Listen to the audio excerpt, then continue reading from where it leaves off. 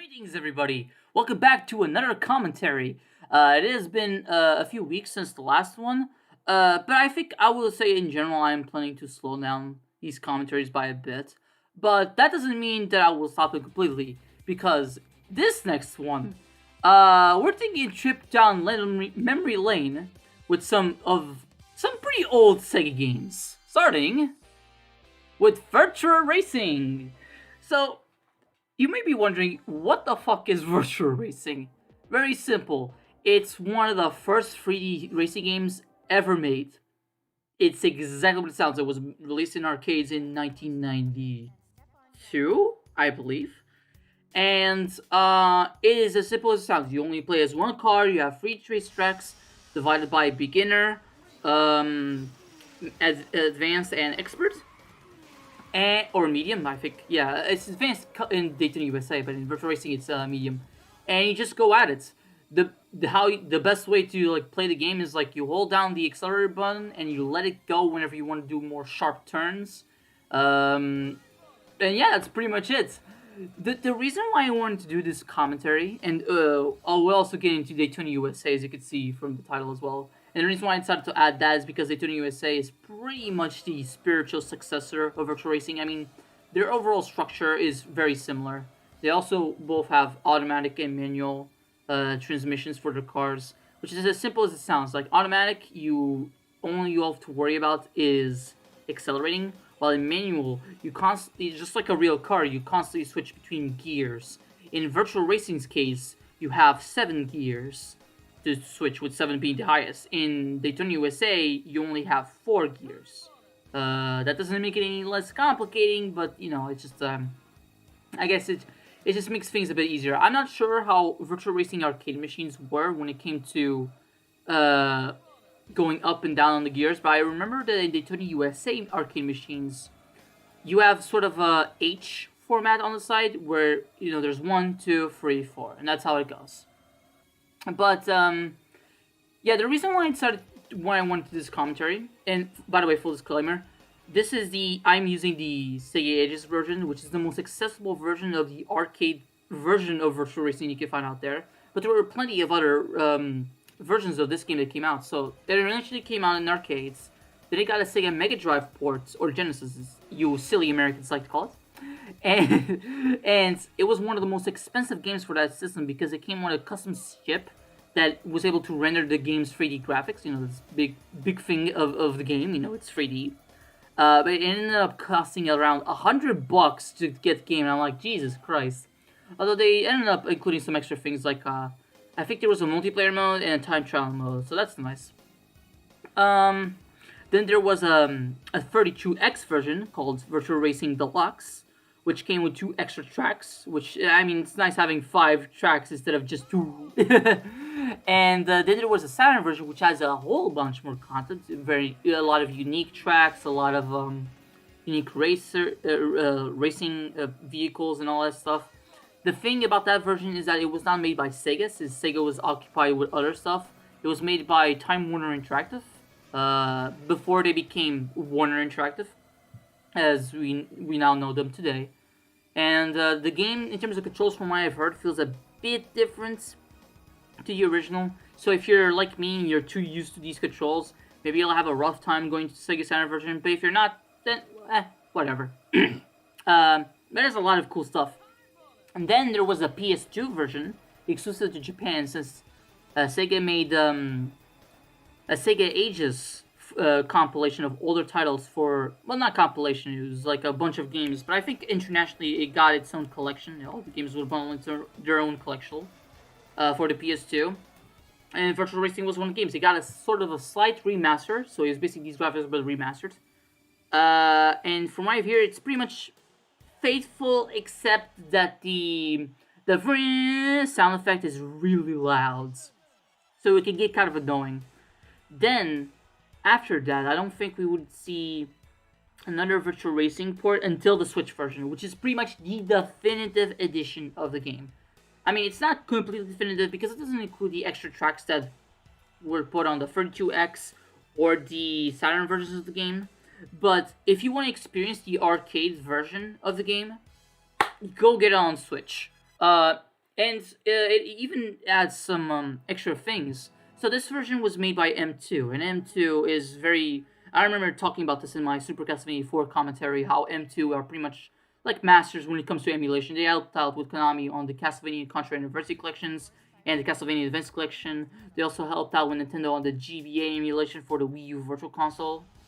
And M2 was also responsible for making the Sega Ages line on the Switch, which ended up being kind of a disappointment, gotta be honest, because while there were some cool games that they added to the Sega Ages, and a lot of quality of life features as well, like for example, this one you can adjust the difficulty, and also there's a helper mode which allows you to go through the cars without having to worry about hitting them, so that's nice. Uh, Although the difficulty, I would say right now, only applies to the timer, it gives you more time, because this is an arcade game, so in arcade games normally have timers. So how this game operates is that there's checkpoints throughout the racetrack, and every time you hit one, you get more time. Can you beat the race? Which in this game, every race is 5 laps. Can you beat it before time is up? And can you get it first? Which I'd say that in the advanced and expert tracks, it's really hard to do. Like you guys will see in this commentary in my footage that I got first place on the beginner track, which okay, beginner makes sense. But in these ones, I was only able to get third, and it's really hard, really hard. It like I remember that when I first played Virtual Racing, first of all, I played a lot of this game. I played over 10 hours, and I checked recently. I played over 15 hours of this game. For an arcade game where you only have one car and 3 racetracks, that's a lot of fucking time. And the reason why that was is because for many months I tried and tried and tried and tried to get first place on these 2 tracks. And funnily enough, I actually got first place on the expert track first, and then the next day, out of pure fucking luck, I was able to get first place on the advanced track, and that I just felt very happy with myself when I get that. Then, of course, afterward, I stopped playing the game less and less, and I just moved on to other things. But for a good while, Virtual Racing was one of the games that I played the most. That I played the most on my Switch, and the reason why I decided to do a commentary on it, in spite of its simple structure, is because Virtual Racing, alongside Mario Kart 8, was one of the 2 racing games that actually got me into the genre. Yeah, like when I was a kid, I was very much not into racing games at all. Like I always felt like there was always a certain pressure on top of me, just because oh my god, they always like want me to go first and all that stuff. But over time, thanks to this game, I found out that it's like no, these games are actually pretty fun, especially when you master the courses and design and all that stuff. Like they're very replayable and very enjoyable. So yeah, it's thanks to this game that I was able to fall in love with the racing genre and got into other racing games. Eventually, I would play Gran Turismo, Daytona USA, obviously, and there's probably some other racing games that I've played. I haven't played everything. I mean, first of all, I played Ridge Racer Type 4. That's the only game out of that series that I've played. I still have yet to play other games from that, and stuff like that. But you know, I've played some racing games, and they're fun. Um, but yeah. And going back to what I was saying, the Sega Ages version of this game also includes online multiplayer, and I have yet to try it because every time I try to do it with randos, I never found a match. Like it's like the servers are still up, as far as I'm aware, but like you just can't find anybody to play online, and that's sad because you can play up to 8 people, and it would be really cool to play these tracks online. You know, I even was able to play online multiplayer on Daytona USA, but I'll get to that when we get to that game. Um, and yeah, and there's also replays, which is interesting because that is the replays were a thing that was introduced in like I'm not sure if it was introduced in the Mega Drive version or the 32X version, but the song that they used for the replays in this version of the game, in the Sega Ages version of the game, is actually a remix version of the song that was made for the 32X version. And it's very interesting because that remix is using the sound font from the arcade version of the game to better fit in line with the soundtrack of the rest of the game, and that's really cool. But it's also kind of interesting because the soundtrack of Virtual Racing is very odd, since as you guys are hearing right now, There is no music playing for the tracks unless you hit a checkpoint where a short jingle passes by.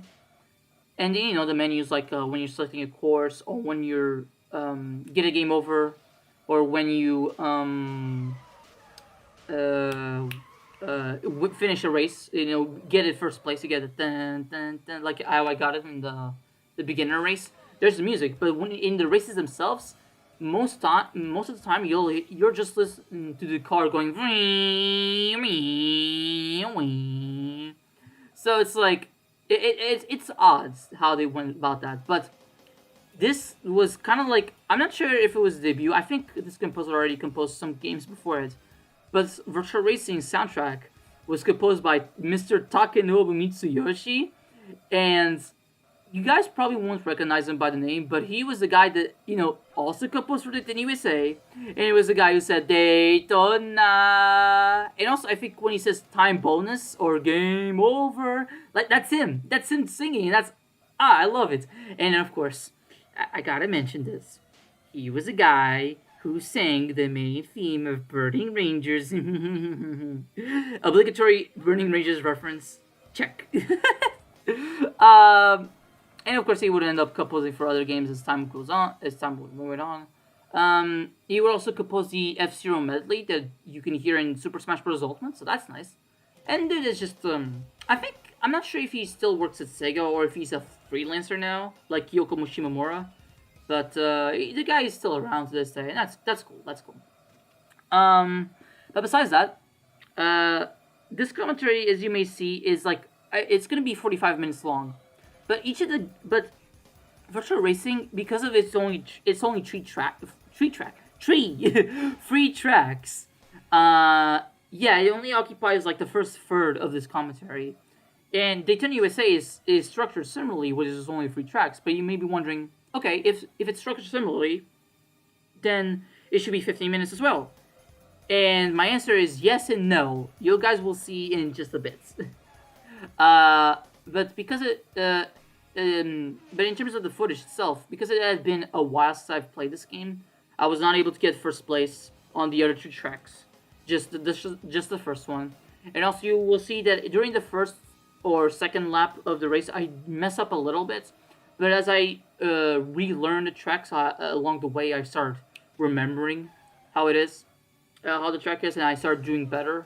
So that's what happened because it had been a while. But I decided to record it anyway because it's like going in, I knew that I was not going to be able to get first place in all the races. I just could not. I was hoping to at least get on the beginner, and I did. But for all of them, no, because it's very hard. That's how fucked up it is, because it's kind of fucked up that you may get like a better time, but it's still not enough to beat the racers. Or because I get the feeling that the CPU of this game is random, because like sometimes I would get a worse time than when I got previously, but I actually got first place, and I'm like, what? So the CPU is not definitive. Like, do not if you guys ever play this game, which is it's on the Switch, you could get it easily, and I recommend it obviously, even if it's like or wait for a discount, like $8 with online multiplayer. I think you get some mileage out of it, even with the small enough content. With a small content, you can still get miles out of it, but like the game is short. The game is very much worth it. But the difficulty, like I said earlier, it only affects the time. It does not affect the CPU, and it's very hard getting first place in this. So it took me, like I said, it took me that many months to get it. But we're almost done with the virtual racing portion of this video. There's no actual credits. It's just this. So we'll be crossing by an intermission in just a moment. Wait a minute, I should say intermission. Intermission! And this is what I call Super Saiyan above a Super Saiyan. Yeah.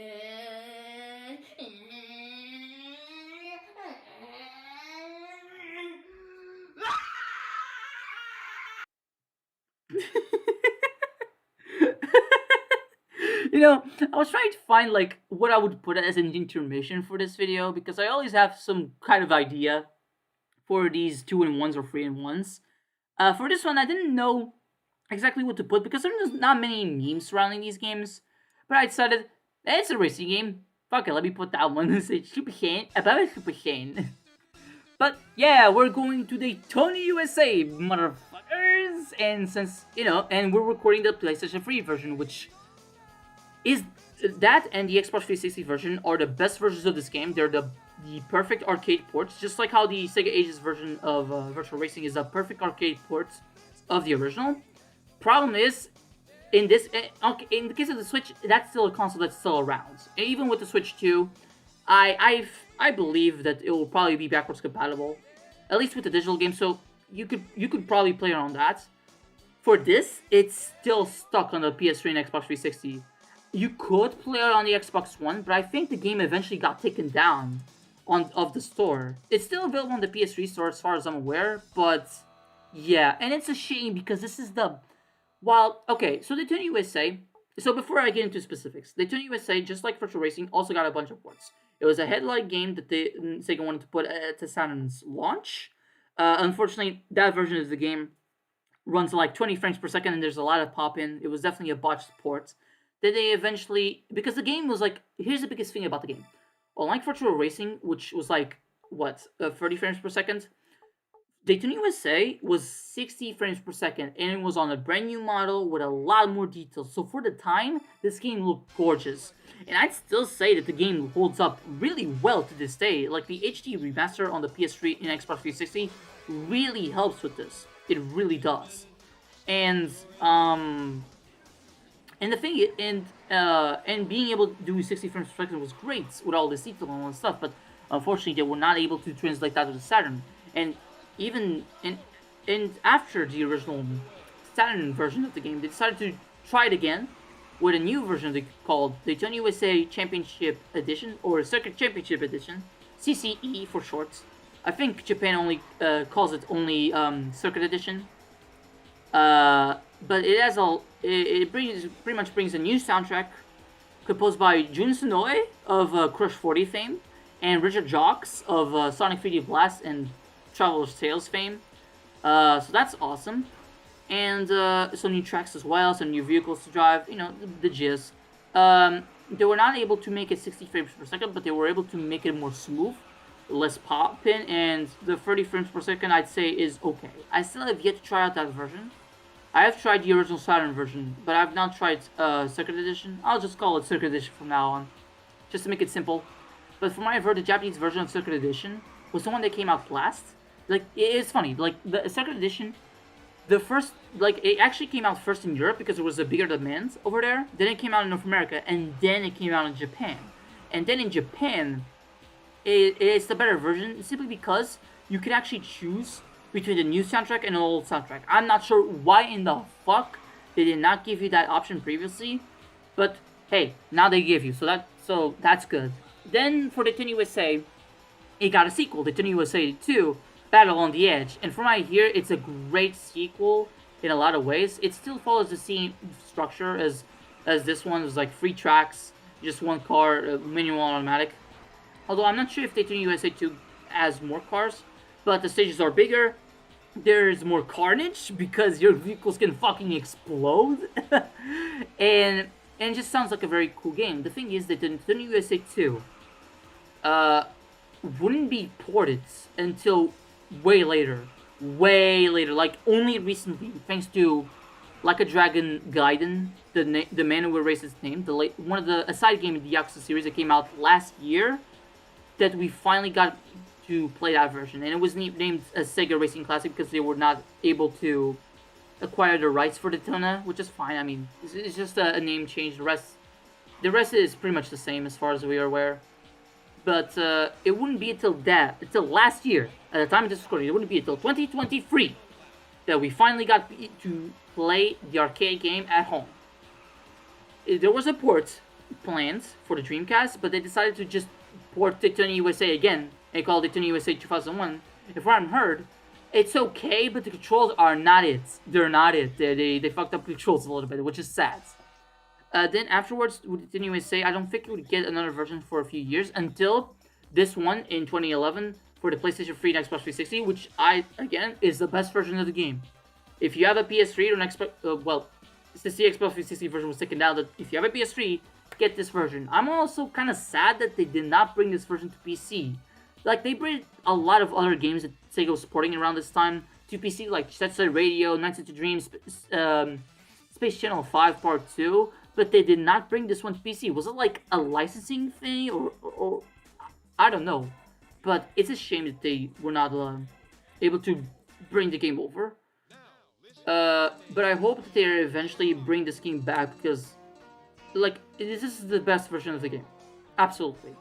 And also Saturn emulation. I mean, I know that the Saturn version is not that great, but Circuit Edition has some cool stuff. And I'll just say right now, the reason why this video is not half an hour and is actually 45 minutes instead is because I will be showcasing the Saturn version, but in an interesting way, to avoid repetition. You guys will see what I mean. But, yeah, this version is pretty much the best version because the PlayStation 3 version not only brings the game in widescreen and in HD, keeping the 60 frames per second, which is awesome, but also has online multiplayer, and servers are still up, as far as I'm aware, they're still up. There are mirrored courses, which, I mean, it's still the same 3 tracks, but you also have the mirror version of those tracks, which is nice. And this is something I forgot to mention. For, both Virtual Racing and Daytona USA, there is an option to increase the amount of laps in like Grand Prix and Endurance. If it's Grand Prix, in the case of Virtual Racing, the 5 laps turns into 10, and then there's an Endurance mode, which turns into 20. In the case of Daytona USA, each track has its own amount of laps, its own number of laps, because some are longer than others. Like the beginner course is very short, so that one is 8 laps. The medium course, the advanced course, is intermediate, so it has 4 laps. And the expert course only has 2, but it's because it's a very long track. Because of this balancing, the tracks end up actually being around the same time in terms of length, like around 5 minutes, 6, 5 minutes, maybe 4 each. So the developers knew what they were doing when designing this. Like, it may only be 3 tracks, but there are some really, really well developed tracks. They're really well designed. And yeah, in the case of the Daytona USA, I think it's maybe like 20 or 80. 40 laps? Oh, that's a lot.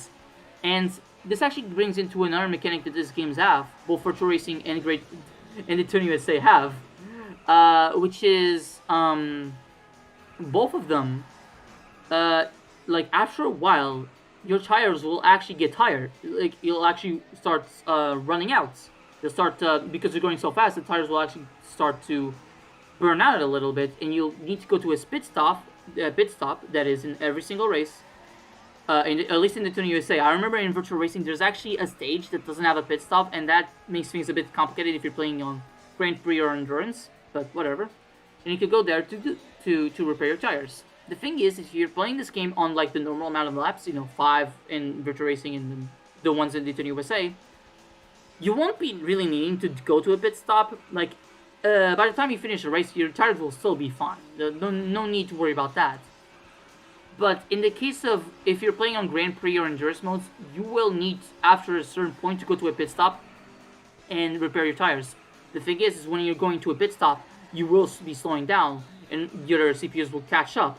So it's a matter of you not only getting good at the game and finding the right time to go to a pit stop and repair your tires, but also like, yeah, that's pretty much it actually. Yeah, make sure that the others don't catch up. So get good at the game so you get really far ahead, and find the right time to go to a pit stop and change your tires.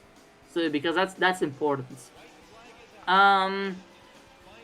But yeah, another thing that this game added, which I'm showcasing right now, well, good timing, right now, good timing, is that there's multiple views. I think in Virtual Racing you have 2 views, but in this one you have 4. You have third person, you have the normal view, you have the far away view, and then you have the first person, but not quite first person, which is basically, it's very close to the car, but it's not quite first person. It's weird. I don't know how to describe it. If you guys are seeing the footage, then you guys probably understand what's going on. But without deviating away again, the PS3 version not only contains the things I've changed, but but it contains the trophies or achievements. And that's nice. I remember I did get them all. They're not too hard. You just if you need to get a guide to learn how to do it. But there's also like challenge modes where there's a bunch of trials, and I'd say that it's actually harder to complete all the challenges than to get all the trophies, which is funny. Um, I remember I did do it once. It took me a lot of tries, but I did do it once. But unfortunately, my PS3 is dead. All the save data of it is dead. So, yeah, what you're seeing right now is my first time actually playing for this game on my new PS3. So, yeah, and yeah, that's and there's also time trials, of course. There's also, and this is the best thing. I think the Sega Saturn version of it as well, but this one is better developed. There's a karaoke mode where if you want, you could drive or you could just let it be automatic, and the lyrics will come on screen. It's basically just a do do do do do do do do do, which is awesome. It really goes to show how iconic this game's music is. And yeah, the music. Unlike Virtua Racing, where it was just jingles between checkpoints, now there's an actual full track playing throughout all the stage, and the tracks themselves are like 4 to 5 minutes long. So they really like think like they made them long enough so you'd hear throughout the entire track throughout the race. Of course, within the track itself, there's like a few loops, but then after a certain point, one of the loops is a bit different than the one you'll hear throughout most of the track. So there is a change in the track as you go along. So that's nice. But like the game's soundtrack, once again composed by Takanobu Mitsuyoshi, is just really good and really.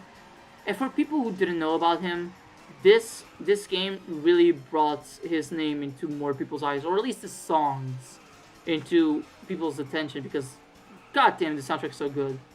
And this is also a lot of detail in the stages themselves. Like, we passed by a Jeffrey statue earlier, and Jeffrey is a character from Virtua Fighter.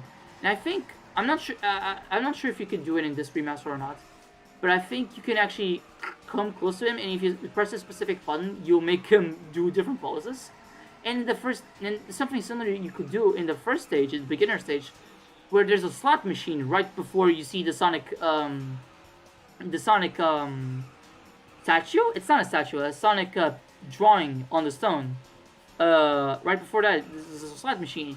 You can actually press the select button, or maybe it's another button on other versions of the game. At least it's select button on the PlayStation 3 to make the slot machine stop.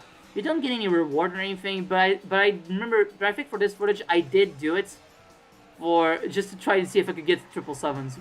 You know, it's something so negligible, but it's so cool. You know, I love this kind of detail. I remember there's also in the, if not, I think in the advanced track, there's a place where you could go where, if you go backwards, and you go to a black wall, and it says something along the lines of please turn around, or not here, later, or something like that. And I find it funny. I find it funny, and I love that kind of attention to detail. Again, these games don't have that much content, but the content they have is really, really good. And I will admit, I haven't played Daytona USA as much as Virtua Racing, but I do really enjoy Daytona USA. It's just really well designed. Am I good at the game? No. No. And you guys saw, I put this difficulty on like very easy for the CPUs and easy for the timer. Because you have more custom. It's interesting. The Virtua Racing port, Sega Ages port, came out later. Yet there's more customization for the difficulty in this one than the Virtua Racing one. That's so weird. But it was also done by a different team. I think this one was made in-house by Sega. Or if not Sega themselves, like the Chinese studio. I'm not sure. But it was Sega. Well, the other one was them too. But like, yeah, these games may not have a lot of content, but the content they have is really good. And I suck at the game. I was only able to get first place on the first Grand Prix, on the first track, on the beginner track, and then the other ones I fumbled. Like, I was lucky that I got 4th place on the advanced one, considering how much I fucked up earlier on. But for this one, nah, I think I got like what 16th out of 30. Yeah, I mean, not good. The expert track I was never the greatest at. But I will say that I did play online multiplayer in this game compared to the other one. I wasn't able to fight anyone online, but I did play against somebody back a few sometimes, and I remember that the online multiplayer was really good. The online multiplayer for this game is really good, and I just remember having a ton of fun. I was hoping to. You guys remember Klaus from the Sonic Adventure commentary? I was hoping to play Daytona USA with him, but unfortunately, he can't really access his PS3, and that's a bit unfortunate. So he can't really go online and go to the store to get it. So that's unfortunate. And I mean, if I had an Xbox 360, and if he had an Xbox 360, maybe we could play it. But like again, the game was taken off the store, so and this game was not released on PC for some fucking reason. So maybe Parsec, maybe one day. But if I knew somebody who had a PS3 and had this game, I would definitely play online with them. It definitely helped. But yeah, this I didn't make an intermission here. I'm using the Saturn version, and the Saturn version has unlockable, which is Epona. I mean, or horse. I like to call her Epona though, because I think there's a video online called Epona, Let's Go Away, which is pretty much just a person pretty much remixed one of the songs of Daytona USA, and instead of Daytona, it's Epona, and that's just funny. And the horse, okay, I didn't unlock it through normal means. I unlocked it through a cheat code because I suck at the game, so and I wanted to try it out.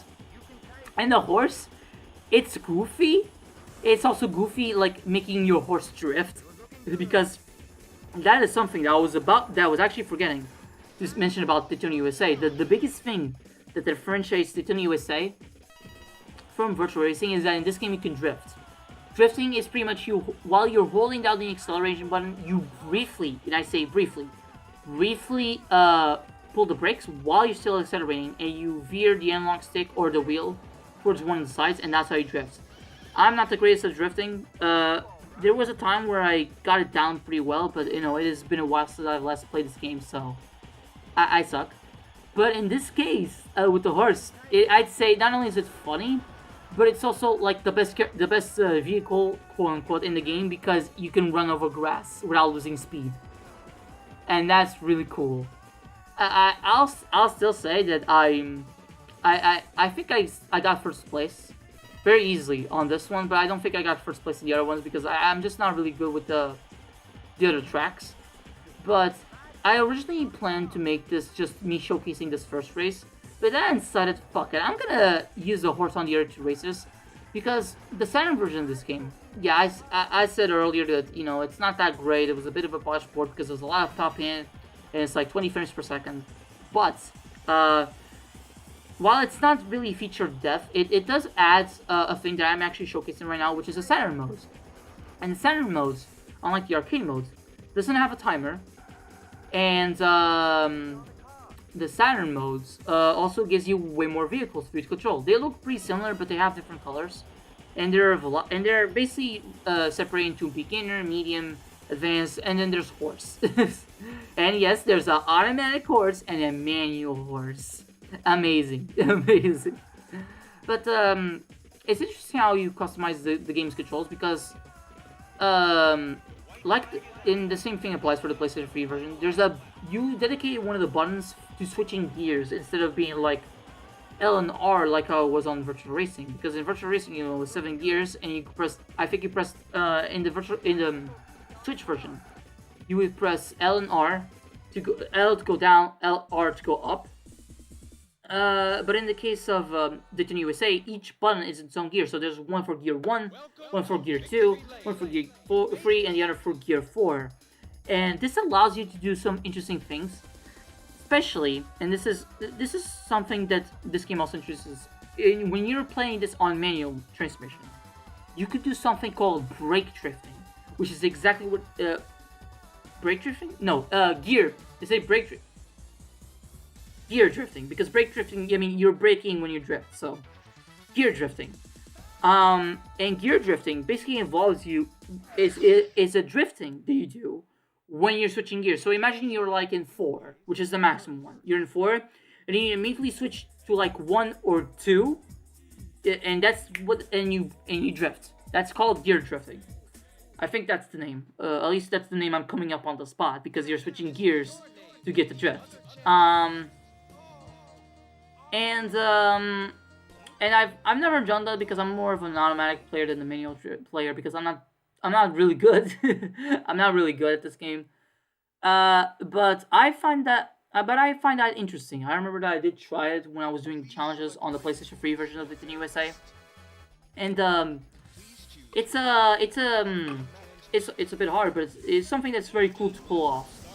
Just don't forget to immediately switch back to like 2, then 3, then 4 to gradually go up the gears, just like I would do when driving a car. Water.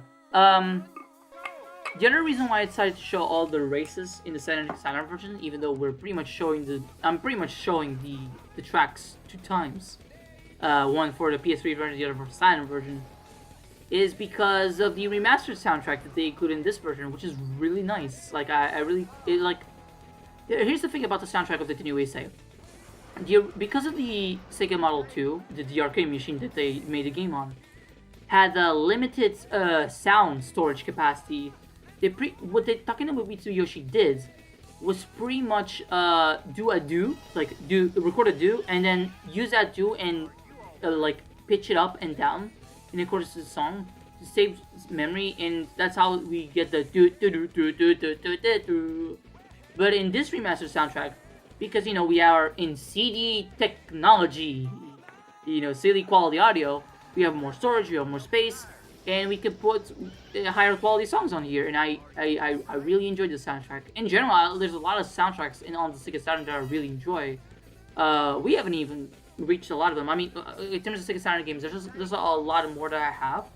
And by the way, yes, this is a Japanese version of the game, but you wouldn't really notice outside of the menus because a lot of it is not translated into Japanese. A lot of it is in English, which is very interesting. A lot of the old arcade games, they were not in Japanese, they were in English to facilitate localization. So, yeah, and most of the time it was very simple words that Japanese people would understand. I think words like game over, continue, are very much recognizable to a lot of Japanese people because they appear prominently in arcade games. So, even if a lot of Japanese people don't know that much English, they at least know some words because of that. So that's nice. But yeah, there's a lot of Sega Saturn games I have. The reason why I did not, and even though this is Virtual Racing in the Daytona USA, I did not showcase some of the other versions. Like I could have showcased Circuit Edition and the Saturn version of Virtual Racing, but I do not have those versions, so I couldn't really, showcase them. Maybe some other time I'll showcase them. I'd love to experience the 32X version one day, maybe through interesting means, wink wink. Because how the hell am I gonna get a 32X, huh? That knows, unless they re-release the game, I'd appreciate it. From what I understand, the 32X version has a completely different soundtrack from the arcade version, so that's really cool. I'm not sure who composed the 32. You know what? Let me look it up. Behind the scenes. Let me look it up because I remember that the person who composed the 32X soundtrack was someone I did recognize. Composer. Let me see. It was composed by. Oh, it was. Wait, what? No, the Takenouchi Mitsuyoshi was the arcade version. The 32X version was composed by Naofumi Ataya. And now, if you guys don't know him, Naofumi Ataya is composed for a lot of games during the Saturn era and the Sega CD era. And the dude was one of the composers for Sonic CD, and also would later on compose for Nights into Dreams, and Burning Ranges as well. So yeah, the dude is great. The dude is great at composing stuff. I gotta listen to the 32X version soundtrack better, but I do know the replay theme, and that's a good theme. That's a good theme. Of course, I'm not really showing replays here, but yeah, like I was saying earlier, there's like Sega Saturn games. I mean, there's Sega Rally Championship as well, which I'd love to showcase that one day. There's some other games. I'll keep it. I won't spoil the deeds too much about the games I'm playing for the future. Because I have my ideas. There's also another. I will say though, there is actually a game that I've recorded for a commentary that I recorded last month, at the beginning of last month, that I am sitting on for a little bit, and maybe I'll get it out soon, but don't count on that. I'm very unpredictable when it comes to stuff, and also I'm a bit busy this time around with my thesis, so that's why commentaries also haven't been appearing too much. Like this one, I probably would have put it out a couple of weeks prior, like at the beginning of this month. But the reason why I only put it out now is because, um, you know, because I was busy. I was simply busy. But yeah, as we're approaching the end of this commentary, it's like the last 5 minutes is pretty much just me horsing around on the stage, which yeah, it's funny. This horse this actually does not completely come out of nowhere, because there are horses that you can find in this stage later on, and that's cool. I think in one of the second lap, I travel alongside them, so that's cool. But yeah, there's not much I can say. I think I've said a lot, honestly. But all I would say is this: I recommend you guys playing these games. I know that they don't have that much content. They're very much arcade games through and through. Old arcade games, because this one came out in like I think Daytona USA came out in '93 for tests, like tests, but like it had an official release in '94, and it rocked the world because the game looked gorgeous, and it still looks gorgeous to this day. It was a 1994 game. What other games did we have in 1994? We had Donkey Kong Country, which was trying to do pre-rendered graphics on Super Nintendo. That game looked good, but like it has aged a little bit. There was Super Metroid, which looks pretty good. There is Sonic 3 Knuckles, came out that year. A lot of other stuff as well, but I think the first Killer Instinct was that 94 or 95? I think maybe it was 95. Maybe it was 95. Yeah. But yeah, this game, Daytona USA came out in 1994 and still looks good to this day, and that's awesome. And Daytona USA, I didn't mention it got a sequel. It also got another sequel in the arcades, and it's called Championship USA Edition. And oddly enough, that's actually one of the few arcade games I've actually played on an arcade, because in my country, I still see the arcade machine in some locations, and sometimes I go to it and play it, and that's awesome, honestly. And I haven't been playing a whole lot of it. Normally I play on the beginner because, again, I suck at this game. But it's pretty much kind of like it's hard to say it's a Daytona USA free. It's more of Daytona USA 1 with some new tracks and better visuals. Funnily enough, that game actually got leaked on the internet, and people could play it on PC. I'm not sure if the ROM is still online, because they never released the game in any other capacity. But that is proof that the game was made with PC hardware in mind, and the arcade machine might be a modified PC or something like that. And maybe one day I'll play it, but I'm not sure if it would run on my PC, because the game looks, pretty good, and my PC is not the greatest. So yeah, but it's nice that game. But I've played it a couple times in arcades, and it's really nice. It's really nice. Whoa, horses. Yeah, I mean, the game is good. The game is really good. The game is nice. But yeah, there's a lot of Sega racing series. There's the Virtua Racing, which, I mean, it got ports, but I don't think it ever got a sequel. The Daytona USA, got a few sequels. There was Skid Race, which was touted as a spiritual successor of Daytona USA before we got the actual successor with Daytona USA 2. There's Sega Rally, which I've mentioned. There's Outrun, which I'm not sure I'll do a commentary on that, but maybe one day. And there's probably some other ones that I'm forgetting, but Sega has done a lot of racing games, which is impressive. But yeah. So that's the note I'll leave on. Like, Sega has done a lot of racing games, a lot of great racing games, and Daytona USA and Virtua Racing are really good games. If you could pick them up, go pick them up. They're great, even in spite of their smaller contents. So I hope you guys enjoyed this commentary, and see you all for next time. Later.